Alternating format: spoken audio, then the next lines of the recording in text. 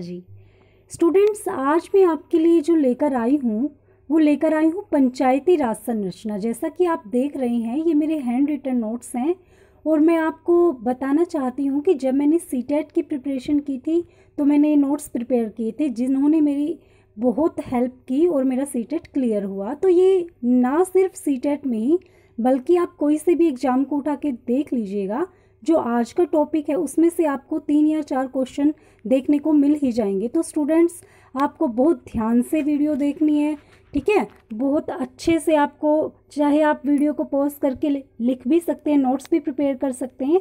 Okay, तो चलिए आज का अपना सेशन स्टार्ट करते हैं। पंचायती राज व्यवस्था।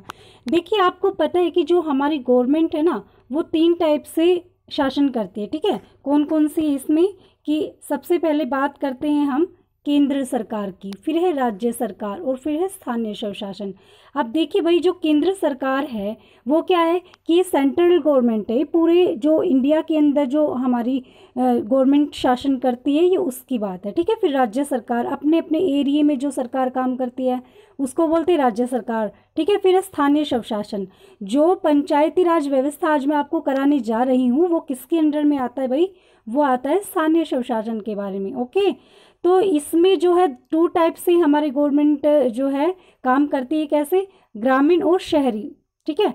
अब जो मेनली पंचायती राज व्यवस्था वो कैसे काम करती है, क्या है वो, पहले तो हम यही जानेंगे। तो देखिए, जन भागीदारी, जो लोगों की जो पार्टिसिपेशन है उसको सुनिश्चित करना, ठीक है, उसको सुनिश्चित करना और उसको बढ़ावा देना, लोकतांत्रिक विकेंद्रीकरण को। ओके, तो जो पंचायती राज व्यवस्था है यही इसका मोटिव है, यही इसका उद्देश्य है। तो देखिए, सबसे पहले बात करते हैं हम कि लॉर्ड रिपन कौन थे और उन्होंने क्या कहा। तो सब ये आप किसी भी एग्जाम को उठा के देख लीजिएगा, कई बार रिपीट हुआ है क्वेश्चन कि स्थानीय स्वशासन का, ये अभी डीएसएसबी में भी आया था कि जो स्थानीय स्वशासन का जनक है वो किसको बोला जाता है। तो भाई, जो आपके लॉर्ड रिपन महोदय जी हैं, जिनका शासनकाल 1880 से 1884 में रहा है, उनको जो है स्थानीय स्वशासन का जनक कहा जाता है। और इन्होंने ही क्या किया था कि जो 1882 है उसमें जिला बोर्डों की स्थापना की थी।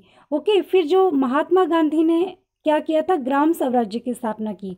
अब बात आती है कि जो ग्राम स्वराज्य उसकी स्थापना किसने की, तो ग्राम स्वराज्य की स्थापना की थी भाई महात्मा गांधी में। ये जो है पंचायती राज व्यवस्था के पक्ष में भी थे, ठीक है। और जो भीमराव अंबेडकर हैं वो क्या थे, वो इस शासन के पक्ष में नहीं थे। जो महात्मा गांधी, उन्होंने तो सपोर्ट किया था ग्राम स्वराज्य को, ठीक है, वो तो चाहते थे, लेकिन जो भीमराव अंबेडकर है वो नहीं चाहते थे। और अगर हम बात करें कि जो पंचायती राज व्यवस्था है वो किसके अंतर्गत आती, तो राज्य नीति निर्देशक सिद्धांत 40 के तहत जो है पंचायती राज व्यवस्था का गठन किया गया था। अब देखिए, जवाहरलाल नेहरू ने एक जो है प्रोग्राम चलाए थे ग्रामीण विकास से रिलेटेड आपकी, ठीक है। 2 अक्टूबर को चलाया एक, तो इन्होंने 2 अक्टूबर 1952 को, फिर चलाया 2 अक्टूबर 1953 को। तो क्या था कि ये दोनों प्रोग्राम इन्होंने चलाए थे 1952 में और 1953 में, सामुदायिक विकास कार्य और फिर राष्ट्रीय प्रसार सेवा। लेकिन क्या थे भाई, ये सक्सेस नहीं हो पाए थे। ओके, फिर देखिए यहाँ से क्वेश्चन आपके बनते हैं कि जो बलवंत राय मेहता है उसको भारत के पंचायती राज व्यवस्था का वास्तुकार कहा जाता है, ठीक है। भारत के पंचायती राज व्यवस्था के वास्तुकार किनको बोला जाता है, तो बलवंत राय मेहता को। ओके, फिर इनको लोकतांत्रिक विकेंद्रीकरण का जनक भी कहा जाता है। ये आपको बहुत अच्छे से पढ़ना है, नोट कर लेना है कि जो भारत की पंचायती राज व्यवस्था का वास्तुकार है वो किसको कहा जाता है, बलवंत राय मेहता को, और लोकतांत्रिक विकेंद्रीकरण का जनक भी इन्हीं को कहा जाता है। अब देखिए, जो ये पंचायती राज व्यवस्था जो है भाई, ये आपकी 3 लेवल पे काम करती है। ओके, ग्राम पंचायत पे, ठीक है, पंचायत समिति पे और जिला परिषद पे। ओके, ग्राम पंचायत पे क्या है कि गांव स्तर पर, और पंचायती समिति जो है वो ब्लॉक स्तर पर, मतलब कि एक ब्लॉक के अंदर क्या होगा, डिफरेंट गांव आपके लिए जाएंगे, उनको एक ब्लॉक में ऐड किया जाएगा। और जो जिला परिषद है वो पूरे जिला में जितनी भी आपकी पंचायतें आती हैं ना, उनको इसमें शामिल किया जाता है। ओके, फिर नेक्स्ट बात करते हैं हम कि जो 2 अक्टूबर 1959 है, बहुत मेन क्वेश्चन है आपका, इम्पोर्टेंट है कि 2 अक्टूबर 1959 को क्या था कि राजस्थान का नागौर जिला, ठीक है। और गांव कौन सा था? बगदरी गांव। वहां पर सबसे पहले आपका क्या किया गया था? पंचायती राज व्यवस्था को अपनाया गया था। ये भाई जो पीछे आपका ये हुआ था ना पेपर, ये कौन सा था? ग्राम पंचायत का ही पेपर हुआ था, कौन सा था ये? ठीक है, उसमें भी ये पूछा गया था आपका कि जो 2 अक्टूबर 1959 है उसको राजस्थान का नागौर जिला सबसे पहले मतलब कहाँ पे पंचायती राज व्यवस्था को अपनाया गया था? तो यहाँ जो है राजस्थान का नागौर जिला, वहाँ पर बगदरी गांव में सबसे पहले पंचायती राज व्यवस्था को अपनाया गया।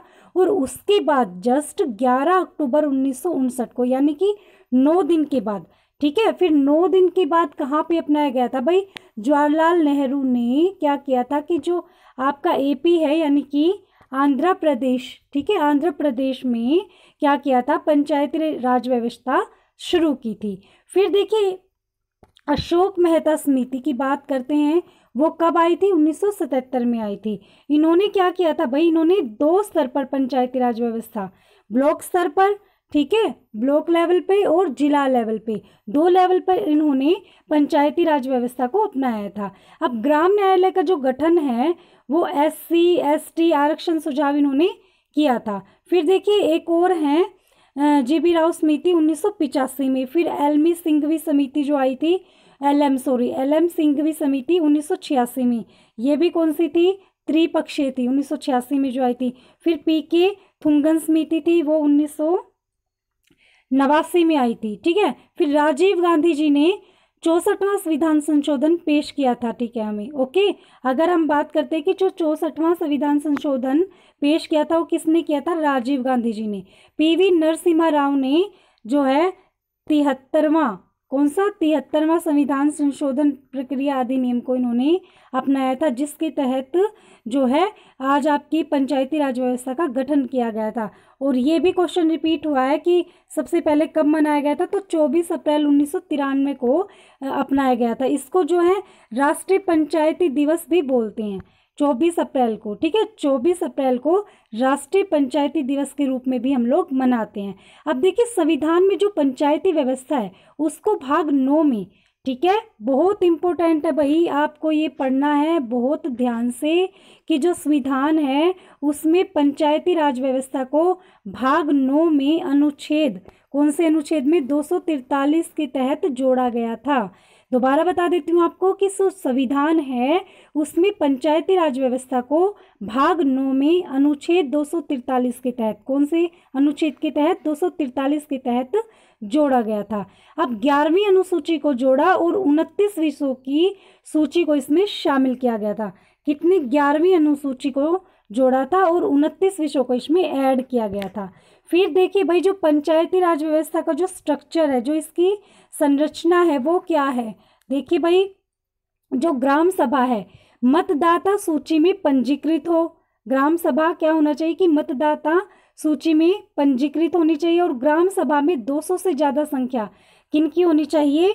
जो 18 वर्ष से ऊपर के नवयुवकों का जो समूह है, ठीक है, वो होना चाहिए। अब देखिए ग्राम पंचायत जो है कार्यपालिका और न्यायपालिका क्या है कि भाई जो कार्यपालिका है वो वार्ड सदस्य और मुखिया प्रधान, ठीक है, और न्यायपालिका में पंच यानी कि मेंबर, सॉरी यहाँ देखिए जो है आपके पंच और सरपंच को इसमें ऐड किया जाता है। तो सरकारी अधिकारी इसमें कौन होता है? सरकारी अधिकारी होता है VDO, ग्राम सेवक।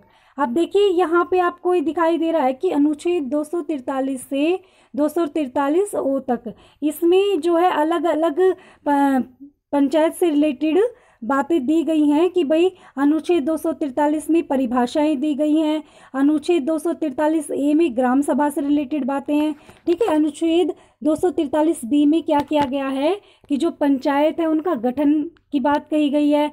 अनुच्छेद 243 सी में पंचायतों की संरचना से रिलेटेड आपको देखने को मिलेगा। अनुच्छेद 243 डी में क्या किया गया है कि जो स्थानों का आरक्षण है स्पेशली ST SC महिलाओं के लिए उसको जोड़ा गया है। अनुच्छेद 243 ई की अगर हम बात करते हैं तो 5 वर्ष का कार्यकाल इसमें दिया गया है। फिर F की बात करते हैं तो सदस्यों की जो योग्यता है उसको दिखाया गया है। फिर जो अनुच्छेद 243 जी है उसमें क्या है? उसमें भाई पंचायतों की शक्ति और अधिकारों को इसमें ऐड किया गया है। एच में जो है पंचायतों का कर से संबंधित अधिकार दिए गए हैं। आई में क्या है कि वित्त आयोग का गठन और राज्यपाल से रिलेटेड आपको बातें देखने को मिलेंगी। जी में पंचायतों का जो लेखाओं है उसकी संपरीक्षा दी गई है। के में पंचायतों का निर्वाचन आयोग का गठन है। और एल में जो संघ क्षेत्र हैं उनको लागू होना बताया गया है। एम में क्या है कि जो संघ क्षेत्रों का लागू ना होना बताया गया। कहाँ पे लागू है और कहाँ पे लागू नहीं है वो मैं आपको बता देती हूँ कि जो नागालैंड और मिजोरम है वहाँ पे जो है ये लागू नहीं है पंचायती राज व्यवस्था आपकी। कई बार क्वेश्चन पूछ लिया जाता है कि भाई जो पंचायती राज व्यवस्था है वो इंडिया में कहाँ पर लागू नहीं, तो नागालैंड और मिजोरम में ये लागू नहीं है। और एन के तहत अगर हम बात करते हैं तो पंचायतों का बने रहना बताया गया है। और ओ में क्या है कि न्यायालय का हस्तक्षेप बताया गया है कि निर्वाचन संबंधी वर्जन है। ओके, तो स्टूडेंट्स ये जो टॉपिक मैंने आज आपको कराया है बहुत हेल्पफुल है। प्लीज़ इस वीडियो को ज़्यादा से ज़्यादा लाइक करें, शेयर करें, और जिन्होंने मेरे चैनल को अब तक सब्सक्राइब नहीं किया है प्लीज़ मेरे चैनल को सब्सक्राइब कर लें। मैं आपको ऐसे ही अच्छे अच्छे टॉपिक्स जो आपके लिए बहुत हेल्पफुल होंगे, ठीक है, आपके ऑल कॉम्पिटिटिव एग्ज़ाम के लिए मैं लाती रहूँगी वीडियो। मेरे से जुड़े रहें।